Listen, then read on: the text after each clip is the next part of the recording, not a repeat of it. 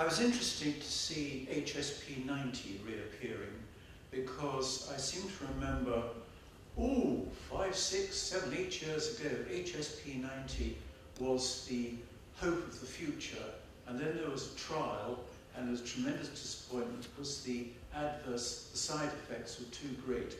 So has the formulation changed? What's the current situation?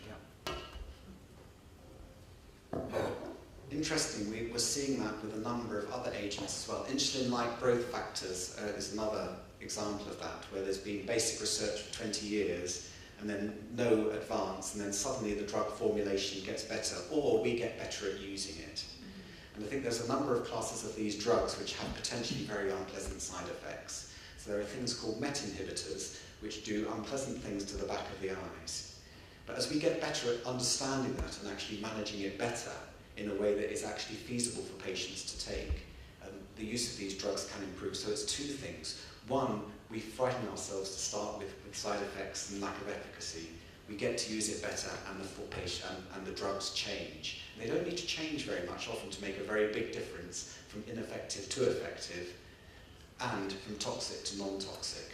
And perhaps the other big change we've had in the last 10 years is the ability of the organic chemists, that you give them a target and they can shape the drug molecules to it. And the technology that is available to do that is, rather than doing it in a test tube and mixing it and hoping what comes out works, which is how drugs like propranolol were invented in the 1960s, you can now design your drug to the target on CAD software. Incredible. You didn't mention RFA at all. Yeah, well, that's one option for liver metastases, and probably for tumours within the chest as well. So does everyone know what RFA is? Okay, so RFA is radio frequency ablation. So whenever you think about how you're going to deal with a lump, you can do a number of things to it, can't you? You can chop it out, you can freeze it, you can burn it, you can fire high energy radio waves at it, or in this occasion, what you do is you put a needle into the tumour, and you fire high energy radio frequency waves, a bit like Morse code, down a needle, and essentially it destroys the tumour that way. RFA, the tumour tends to have to be less than 4 centimetres for it to be effective. Some people believe ultrasound will work in up to 5 centimetres. But all these local treatments are all a way of destroying a tumour, if you like, by local thermal or heat or freezing mechanisms, and that's what RFA is. And that is another option for dealing with a localised tumour. But the organs you can do RFA in are rather limited. So it's the liver. RFA is done in some centres in the lung. We're the only centre outside London that does RFA to lungs. But for example, that stomach tumour, you couldn't do RFA to. Why? Because you just burn a hole in the stomach wall. And some tumours aren't suitable for RFA because if they're next to a big blood vessel, the big blood vessel acts like a heat sink. Or if it's near the gallbladder, for example, in the gallbladder fossa, you're going to burn a hole in the gallbladder wall. But then sometimes you can do RFA, because what you do is you say the surgeon takes out the gallbladder and then you do your RFA. So there are ways around these things. So, thinking about side effects, would it be true to say that the side effects are rather like chemotherapy, that it's because the drug is not specifically targeting the one tumour? Yes, it's because, some of it is because, so drugs have side effects because of their structure doing what they want to do. Drugs also have side effects. How many agents does a drug have in it, apart from the active ingredient, do you think? Approximately 200. So those 200 will give it its shape, its colour, its taste, its ability to be made, its ability to stay in one place. So you're not just dealing with, if you like, the active agent, you're dealing with all those things that makes a pill in front of you. So some of it is that, some of it is the agent itself, and some of it, of course, is that the target is not just on the tumour. It's also actually elsewhere as well. So that's the other reason that you get your side effects as well. The reason I asked is to move on to, maybe it's very early days yet, but I'm sure you know about it. There was a fascinating programme recently on television about bubbles. And one specific part of that was it's absolutely fascinating to know what bubbles can do apparently, but one specific one was the attaching drugs into bubbles, pushing them through the bloodstream, and then using what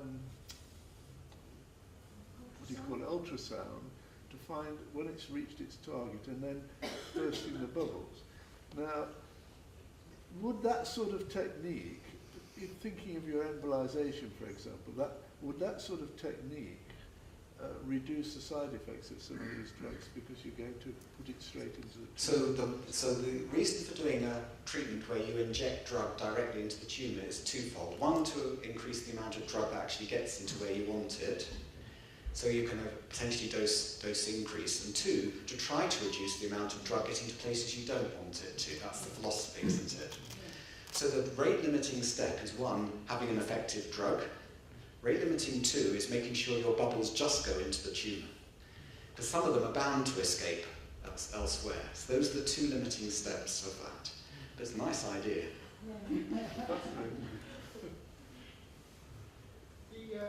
The program actually said that they would magnetise the bubbles and be able to direct them directly to that place. Now, I was fortunate when I had my liver operation that I had a bubble scan done on me, bubbles injected into my arm, and they actually could see the exact size of the tumour by ultrasound and seeing the bubbles around the blood. But that's a diagnostic test. Yes. So within the liver, that way of doing air, bubbles and ultrasound definitely improves the specificity and the sensitivity of ultrasound. And they were doing that quite a lot 5 years ago. More recently, I think MR has got so good and is safe, and the contrast medium has become safer, that people do worry a bit, because one of the troubles about putting air into people is that you can cause strokes. So it is not actually without its risks, that technique, although it was a very good way of actually delineating particular liver metastases, which are often actually quite difficult to see for patients with certain tumours, of which GIST is one, carcinoid tumours is another. Often they're actually quite difficult to see. Did you have that done recently or a little while ago? 2009. Yeah, that's about right. It was quite popular right at the end of the 2000s, and there was very good literature about it. Hi, I'm kind of somebody detached from the gist then, so forgive me everyone.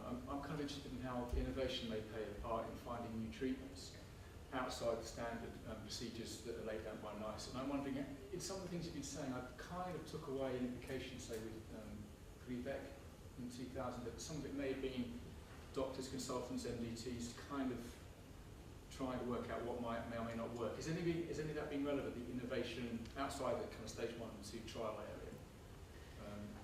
People just thinking, I wonder if.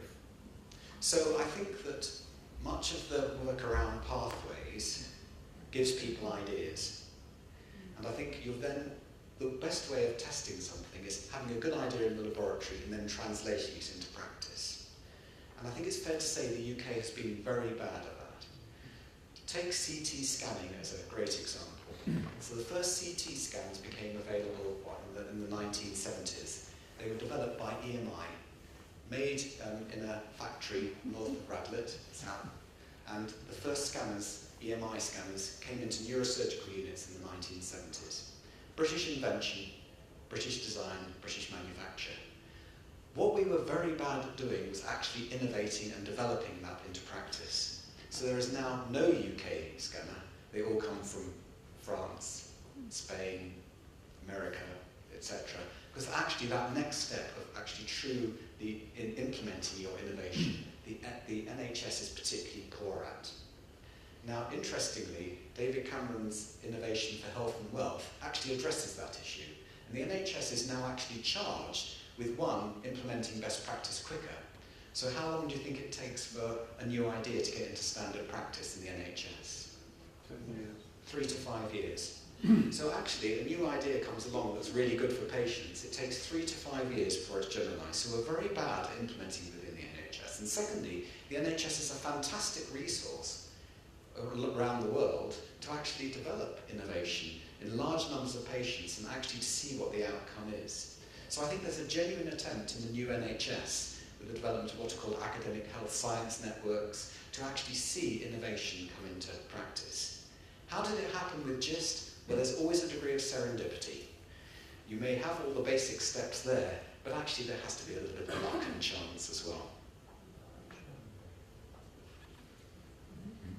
Is there anything that patients can do to assist in speeding up the innovation process? So I think, I have a number of roles, and one of them is clinical director of the local research network, and I think one of the most important things to do is to offer to go into clinical trials. If we don't research properly, we'll never find out. So asking specifically about clinical trials, I think, is a very important thing to do. I think you do need to have campaign groups for access to drugs for rare diseases. I think the Cancer Drugs Fund has made things easy. Strictly speaking, that will disappear in 2015. I think that's going to be a major need for this organisation as the Cancer Drugs Fund comes to an end. How are our GIST patients not going to be disadvantaged? We're unusual, the drugs are high cost. How are they going to continue to be funded and accessed in a reasonable way? And so I think that voice is actually quite important. The Cancer Drugs Fund wasn't the answer. The Cancer Drugs Fund was actually set up to allow people access to drugs with unusual conditions. In reality, most of the money is spent giving treatments to patients with common cancers, where NICE has said that it's not an affordable treatment. To my mind, that is wrong. So, obviously, if we can be a voice, where should we direct that voice, and how should it manifest itself? So what's actually quite interesting as a lobbying group is that if you go to a meeting now with politicians, the people who the politicians listen to, in other words, who do the funding, is actually the patients. We're considered too much of a vested interest. We're considered that we're probably in the pockets of the drug companies, which for some, is probably fair, but actually it's the patients where the voice is. And unfortunately, what the pharmaceutical industry are now doing is actually starting to target the patients to act on their behalf. Be careful. That's not an experience I've had. Right. But I can assure you it happens elsewhere. On this topic, there is a drug, nilotinib, which was on your screen, right at the top of the list, and there is good evidence that it works for GIST, particularly for wild-type GIST. We can't get it because Novartis is not allowing it to be used for us anymore. What can we do to change Novartis's mind? Yes, now that is a very interesting question. So in fact, what is actually, I'll put it the other way around, it's actually more surprising that roganiferib is available free on a compassionate use program. As nilotinib used to be. Yes. So why have the drug companies withdrawn from doing that? So one of the reasons that patients were offered treatments for nothing was actually as part of a marketing exercise. So in other words, how do you get a new drug into practice? So the traditional way used to be that what you'd say to Professor X, who was an opinion leader, for example, what we'll do is we'll give you some of this drug and you can try it out on some patients. And if it went well, of course, you were going to carry on with that drug. And because you're an opinion leader, you would like to go out and tell people in the medical community that that's a drug to have. All the various licensing restrictions and funding restrictions that have happened over the years have effectively stopped that from happening. So in other words, there's actually no great advantage for Novartis in actually allowing nilotinib on a named patient basis. Because if it charges for it, many trusts will say, well, we can't afford it. The regulatory authorities will say it hasn't gone through regulation, so you can't prescribe it in a normal way, so the trust will say you can't have it. So it becomes a logistic nightmare, in fact, and no one will pay for it. And that's why actually most compassionate use programs have actually stopped, in fact, for that reason. Because no one could actually pay for the drugs, and there was no real advantage to the company for doing it. It couldn't use the data, and it actually costs them quite a lot of money. There's a large administrative program with it. They have to look at the safety with it. It actually costs as much as running a clinical trial. So the last compassionate use program where I saw the costings, it cost nearly £1 million for that compassionate use program. That's why nilotinib is not available. And it's going back to this issue about should drug companies make a profit and how should they use it. We can't have it both ways, I'm afraid. I was on a trial with the nilotinib, but I wasn't taking, I was and I was told that the trial was finishing, but I got the impression that it was finishing because of undesirable side effects and not other reasons as you stated. Well, I think that did come to us. So the other issue for ethics committees is what happens when the trial finishes. So say, for example, you do a trial comparing nilotinib and imatinib, okay? And the trial comes to the end, and you're, say, for example, on nilotinib, but actually the trial protocol says that when the treatment stops, when the trial stops, the treatment stops. That is a real problem too, because then you can't get access to that drug at all. So if anybody here sits on an ethics committee, one important question is what happens to patients who are on treatment when the trial stops? Can they still have access to that experimental treatment? Very important. From the literature I was given, it seemed that they were allowing some patients who were doing well to continue.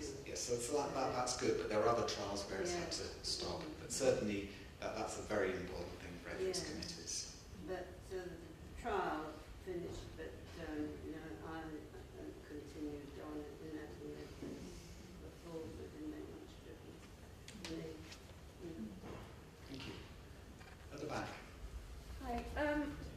One of the problems as a group we have is that quite a number of us are very late with diagnosis, and we wouldn't require as much drug treatment if we weren't left as long. What can we as a group do to try and get better diagnosis much earlier so we're not such a great cost to anyone? So, so I think the first question is, have things improved for patients with cancer in the NHS in the last 10 years? And as an oncologist, I think the answer to that is yes. So if you're a GP now, it is very difficult to get patients seen in hospital unless they've got a possible diagnosis of cancer. So in fact, the 2-week wait system, where if your GP thinks you've got cancer, you will be seen within 2 weeks, have your first test or see someone, and have your first treatment within 62 days is good. The problem is that many just present late as part of their natural history. So they can often grow quite large in the abdomen, where there's plenty of space. Remember, they're not in the stomach, for example, they're outside the stomach.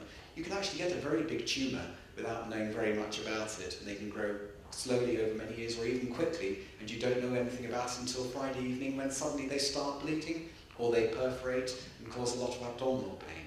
So part of the natural history is that they tend to come quite late. What has improved, I think, is the recognition, for example, in that case that I showed in the stomach, that actually you shouldn't just sort of go past and say, oh, that's a bit of Bristol, it doesn't matter, but you should do something about it.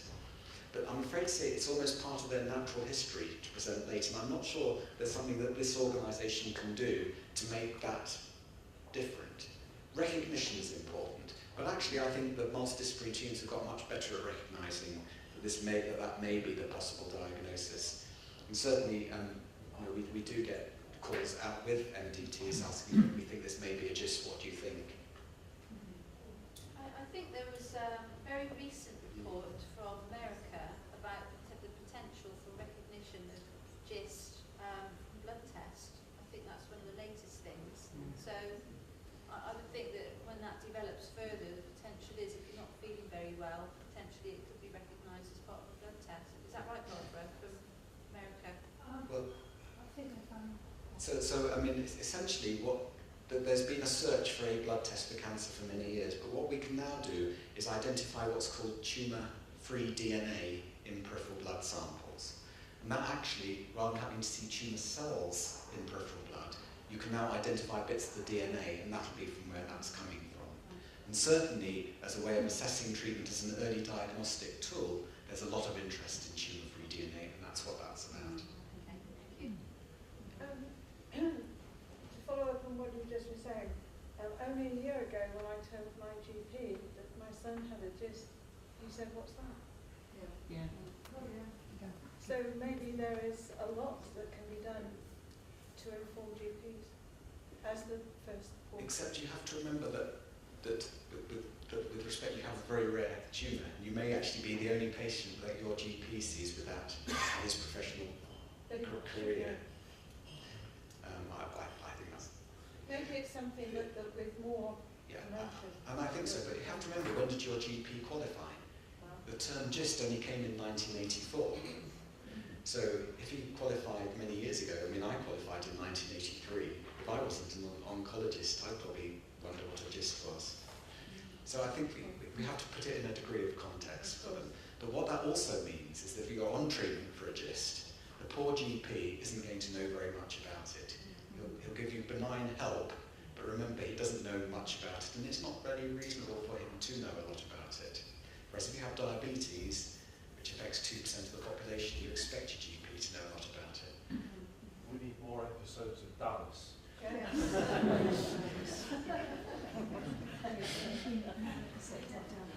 Yes, it's true, and it is also true, interestingly, that media stars make a difference. So Steve Jobs and his pancreas cancer. So Bobby Moore and his bowel cancer.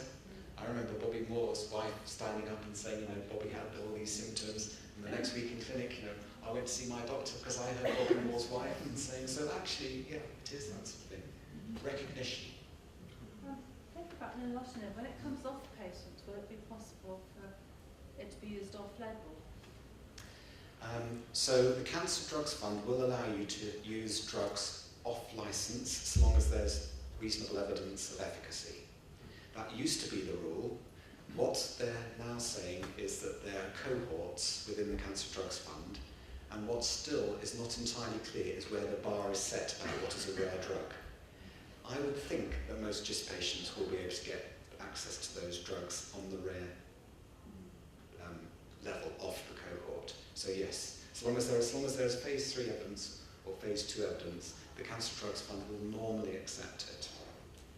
We've actually been collecting evidence, particularly for nilotinib patients, because with our discussions with a variety of specialists throughout Europe, they've all of them got patients who are on nilotinib and benefiting for quite a significant amount of time with a few side effects.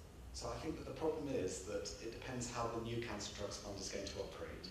So in the previous iteration, until the NHS changed its code on the 1st of April, certainly in the southwest, the rule was this, that if there was no evidence because it was so rare, so long as more than one specialist thought it was the right thing to do, in other words, you had a supportive second opinion, it was likely to be funded for a very rare complaint. How the new CDF will operate, I'm not so sure that will be the case. I think it's finding its feet in the new NHS, and what's very clear to me is that they're trying to make it more uniform than it was. So the Cancer Drugs Fund was set up to allow patients access to treatments that their clinician thought was the right thing for them to do. But there has been, as a consequence, significant post-code prescribing. And so the new way is set up to try to limit that, but one of the collateral damages of that may be that this sort of common sense approach may be more difficult. And I think until that is tested through the Cancer Drugs Fund, I wouldn't like to give you a reliable answer. And I think it's too soon to get a feel of how it's going to respond to that. But certainly as one of the clinicians who sat on the panels, I was very supportive of something where you may not necessarily have conventional evidence because the thing was too rare to get conventional evidence, but there was a reasonable balance of opinion and a sensible second opinion from a centre of excellence that said it was the right thing to do. That for me is what the Cancer Drugs Fund should be about. But you're going to have to watch this space, I think. Bearing in mind what you just, the discussion we just had about the GPs, and yes, clearly they have a problem anyway, because, as you say, it can be a slow development. But we also have evidence in all of our discussions online of many, many cases of misdiagnosis and delayed diagnosis and so on and so forth. I'm just interested whether, if we could identify the improvement of blood testing as a research target, whether that's something that maybe we should investigate. Because once we've got that, at least they've got the tools to do the job relatively simply. So tumour-free DNA is in the very early stages. Yeah, but that's what I'm saying. And so I think that's got a long way to go. So one, the test at the moment is not suitable for population testing. It's way too expensive and complicated and time-consuming test for that to be possible at the moment. There's a study which is going to look at trying to pick up lung cancer in the early stages, where that will actually develop the technique. And techniques in medicine do develop quite quickly. But for a screen to come into common use, it has to be practical, it has to be affordable, and it has to be reliable. So there's actually quite a long way to go before you can have a population screen. I was just thinking. I would think that's a good 10 years ago. Because, for example, I mean, I go to Addenbrooke's. Now, when I drive in there through the building site, on one side you've got Cancer Research UK, and on the other side you've got a huge new MRC molecular biology department, and one thinks, well, hang on a second, you know, between those two, surely this is an area where you can develop these sort of tests. In fact, most of the work in the UK on tumour-free DNA is in Manchester. Can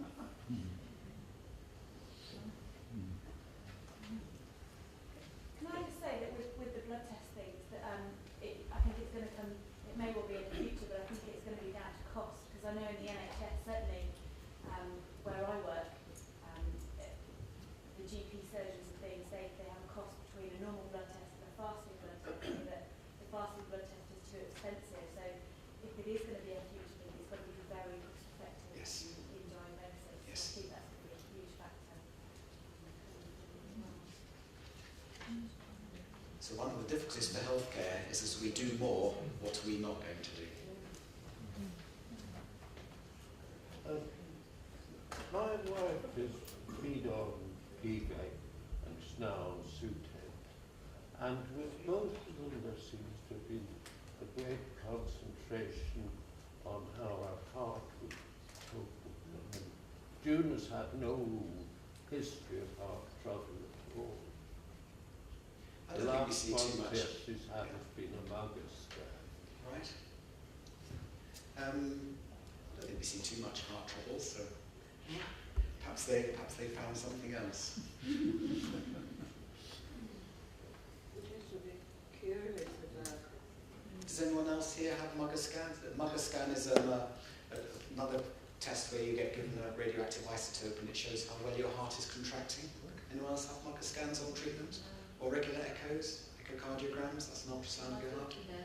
Yeah. And what treatment she had? Right, okay. That's probably why. But for most, but it's not usually done for Sutent or imatinib.